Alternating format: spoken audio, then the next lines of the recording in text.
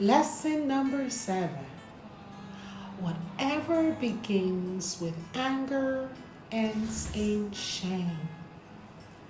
Again, whatever begins with anger ends in shame. It's a beautiful thing to be angry. It's a wonderful expression, but it's a human responsibility to control it. Because when your anger is out of control, you cause pain. You cause agony to people around you and shame.